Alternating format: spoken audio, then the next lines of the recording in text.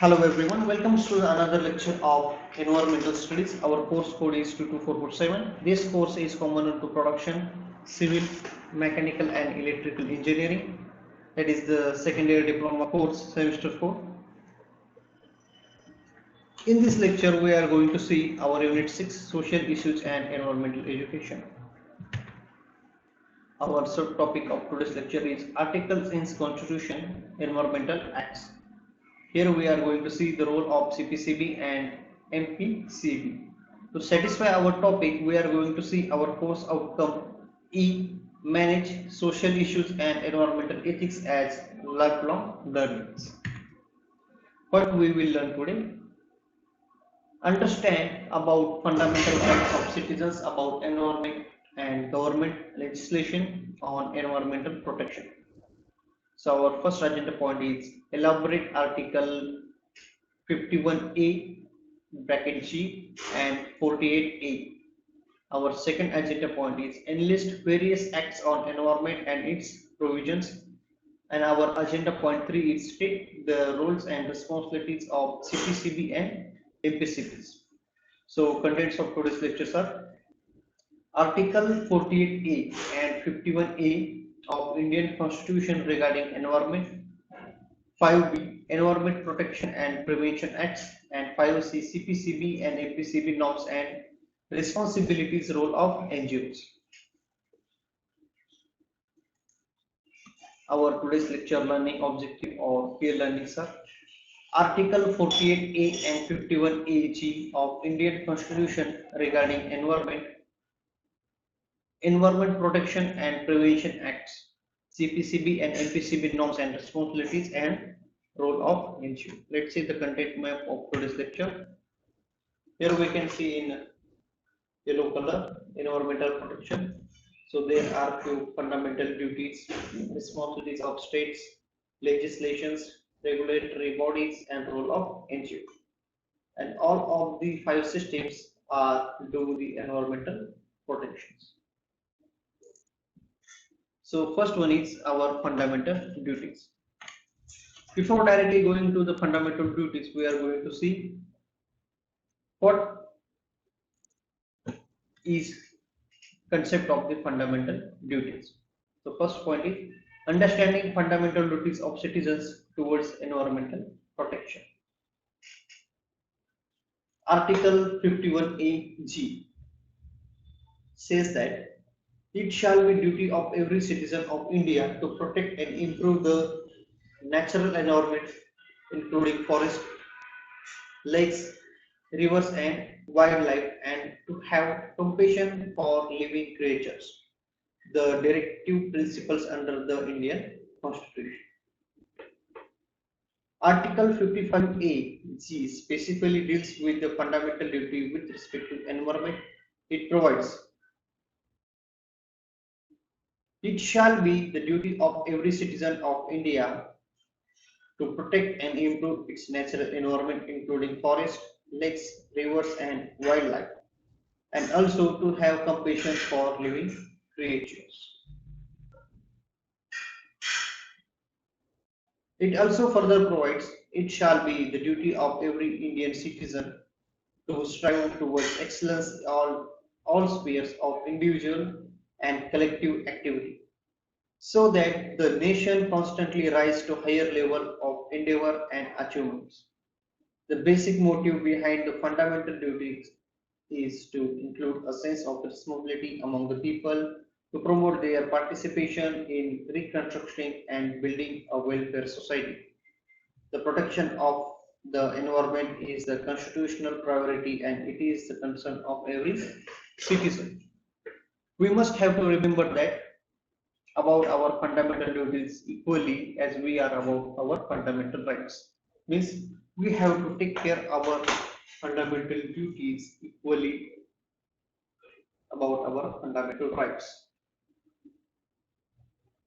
Here we can see in the picture, it shall be the duty of every Indian citizen of India to protect and improve the natural environment, including forests, lakes, rivers, and wildlife, and to have compassion for living creatures. This picture is taken from the Indian Constitution. So what are the different states' responsibility? Before going to that directly into the states' responsibility, the Article 48A, the Constitution of India, comes under the states' responsibility. The protection and improvement of environment and safeguarding of forest and wildlife. The state shall endeavor to protect and improve the environment and to safeguard the forest and wildlife of the country. Article 48A was added by the Constitution by 42 Amendment in 1976 to enable effective steps being taken for the purpose by both center and state governments. Wildlife and forest have now been placed in the concurrent list of 7th schedule. Article 48A deals specifically with the conservation and improvement of the environment. It goes as under: the state shall endeavor to protect and improve the environment and go to safeguard the forest and wildlife of the country. Indian constitutions become one of the rare constitutions of the world where specific provision were incorporated in the Suprema Lex, putting obligations on the state as well as citizens to protect and to improve the environment. This certainly is a positive development of the Indian law. So basically the Article 51A is belong to the central government and Article 48A is belongs to the state government. In Articles 48A, it is specifically defines the state's responsibility. And what is the state's responsibility? To protect and improve the environment and safeguarding of forest and wildlife. Article 48A was added by the Constitution by its 47 Amendment in 1976. That means when the originally Indian constitutions are prepared at the time, there is Article 4A, quite 42 is not there, Amendment 42 is not there. In 1976, this is added, and according to that, the states got a responsibility to protect and improvement environment on safeguarding of forest and wildlife. So what is Environmental Protection and Prevention Act? The Environment Protection Act 1986. What exactly it states? We are going to see here. This is an umbrella, overreaching and wider general legislation in India to protect our environment. All the rules and acts of environment protection.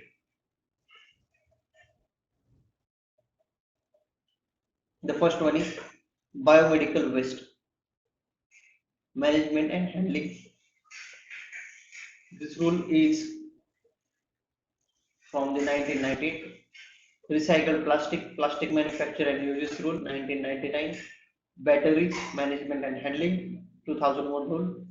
Biological Diversity Act 2002.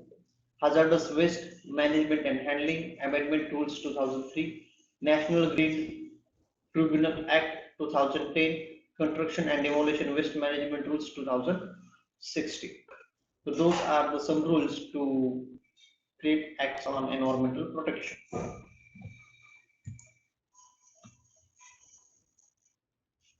Environment Protection and Prevention Acts. The silence features of the Act. This Act deals with the criminal jurisdiction. Central government is most powerful. Environment labs are established or authorized by central government, state government, CPCB or state PCB. CPCB means what? Central Pollution Control Board, and State Pollution Control Board means PCB. Standards are laid down by central government, state government, CPCB or state PCB. Stringent penalties and punishments. Personnel having highest authority is prosecuted. Hazardous waste are defined and special procedure is laid down. Locus standi is relaxed. Any person can file a case. This act is also applicable to government departments. This is an umbrella of legislation.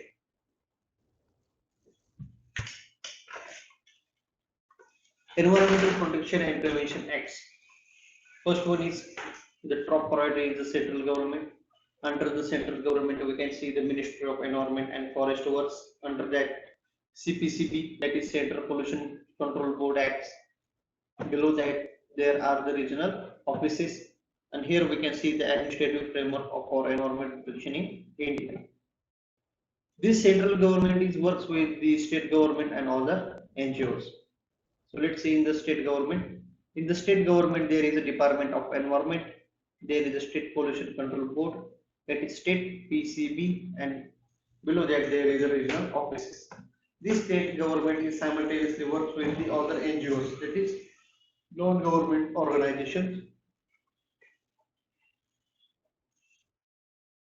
different universities, research and technical institutions, and international agencies. So this is whole body. This works to environment protection and works on the prevention acts. So what is CPCB and MPCB norms and responsibilities? Before going to that, we must know what is CPCB. The Central Pollution Control Board, that is CPCB, statutory organization, was constituted in September 1974 under the Water Prevention and Control of Pollution Act 1947. Further, CPCB was entrusted with the powers and functions under the Air Prevention and Control Pollution Act 1981.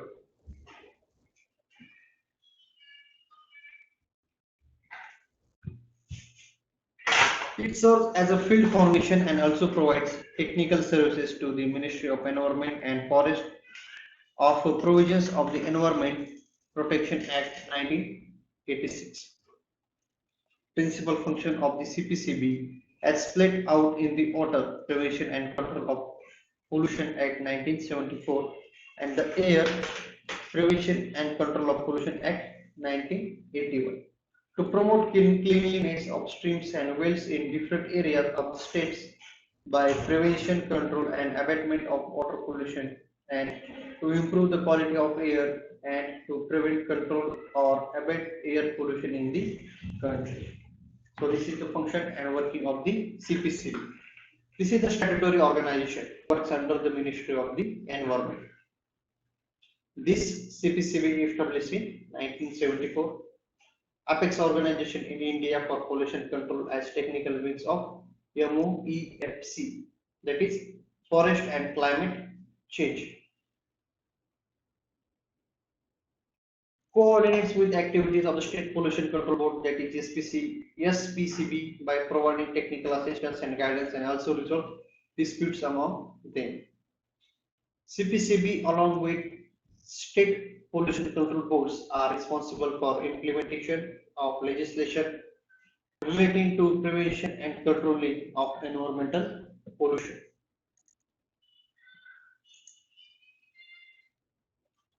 Conducts environmental assessment and research, responsible for maintaining national standards under the narrative of environmental laws, advise the union territories on industrial and other sources of water and air pollution. So this is the working function of the Central Pollution Control Board. Another one is Maharashtra Pollution Control Board, that is MPCB. So what exactly MPCB? Here we are going to see. MPCBs are the implementing various environmental legislation in state, mainly includes Water Act established in 1974, Air Prevention and Control of Pollution Act 1981. And there are some important responsibilities and function of the MPCBs are, the first one is to plan comprehensive program for the prevention, control or abatement of pollution and secure executions thereof, to collect and disseminate information relating to pollution and the prevention, control and abatement thereof, to inspect sewage and trade effluent treatment and disposal facilities and air pollution control system, and to review plans, specification or any other data relating to the treatment plants disposal system, and air pollution control system in connection with the consent granted, supporting and encouraging the development in the field of pollution control, waste cycle uses, eco-friendly practices. The Maharashtra Pollution Control Board, established in 7 September 1970, is celebrating its golden jubilee this year. It implements a range of environmental legislation in the state of Maharashtra. The Maharashtra Pollution Control Board functions under the administrative control of Environment Department of the Government of Maharashtra to inspect sewage and treat effluent treatment and disposal facilities, to educate and guide the entrepreneurs in improve environmental by suggesting appropriate pollution control technologies and techniques, creation of public awareness about clean and healthy environment, and attending the public complaints regarding pollution. So those are the roles and responsibilities of MPCB. Similarly, there are functions and power central boards of national level, that is CPCB. So those are advise the central government on any matter concerning prevention and control of water and air pollution and improvement of the air quality. Second one is plan and cost to execute a national-wide program for the prevention, control and abatement of water and air pollution. The third one is plan and organize training of person engaged in program on the prevention, control and abatement of water and air pollution. Prepare manuals, codes, guidelines relating to the treatment and disposal of sewage and treat effluents as well as the stack gas clean device, stacks and ducts. So those are some responsibilities of CPCB, and here we can complete FPCB norms and responsibilities. So what is NGO? NGO means non-governmental organizations.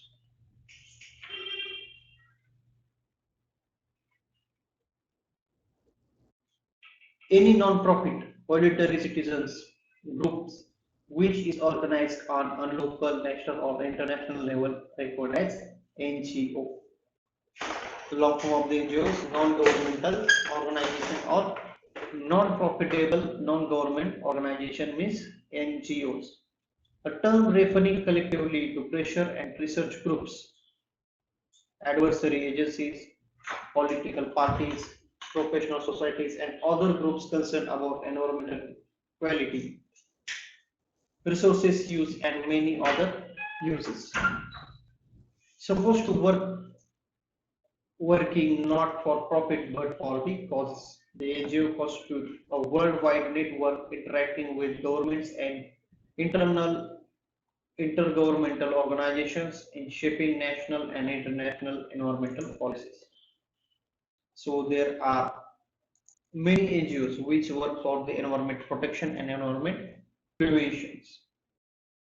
So there are many, they are working different areas like cleanliness, water department, forest department, they organize the different programs like forestations, clean cities, clean villages, like so. This is the function and working of the non-government organizations. So here we can see the roles of NGO in environmental protection. What is the importance of NGOs in environmental protection? The first one is creating awareness among the public on current environmental issues and solutions. So here we can see there are different dramas, different songs are created by NGO to create awareness among the peoples on current environmental issues and their solution. The second point is facilitating the participation of various categories of stakeholders in the discussion of environmental issues, conducting participatory rural appraisal, being involved in the protection of human rights to have a clean environment, protecting the natural resources and entrusting the equitable use of resources, data generation on natural resources, timeline, history of villages, analysis and monitoring of environmental quality, transferring information through newsletters, brochures, articles, audio visuals, etc. Organizing seminars, lectures, or group discussion for promotion of environmental awareness, helping the villages administrative officials in preparation, application, and execution of the projects on environmental protection. The one example of the NGO is Amir Khan's Pani Foundation, where we can see how they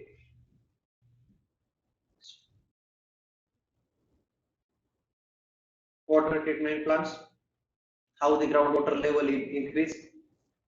So another role of NGOs, prominent NGOs operating in India for environmental protection, that is Center for Environmental Education (CEE), Center for Science and Environment (CSE), CPR Environmental Education Center, that is CP Ramaswamy Iyer Foundation, Kalparush, Narmada Bachao Andolan, Worldwide Fund for Nature, and prominent NGO operating in Nagpur. Here we can see the different NGOs operating in the Nagpur is Green Vigil, iClean, PEAG. So these are some NGOs operating in India as well as Nagpur. In Pune, we can also see the different NGOs acting in the Pune, where they are arranging the programs like forestation in the different parts. So here we can see the Kalparukshins in Pune, Applied Environmental Research Foundation, Parisar. So those are few examples of the NGOs operated in the Pune. So here is a summary of today's lecture. What we have studied, Article 48A, which is related to the state responsibilities, where it is important to the prevention and conservation of the environment, and 51A, that is related to the Central Board of Indian Constitution regarding environment. So environmental protection and prevention acts, in that we are CPCB is Central Pollution Control Board acts on the central level. Below that we see MPCB, or MPCB means Maharashtra Pollution Control Boards. They are acts to environmental protection and prevention acts. CPCB and MPCB norms and responsibilities. We see what are their norms and what are the different responsibilities and roles of the NGOs in environmental protection and conservation. So here we stop today's lecture. We will meet in next lecture.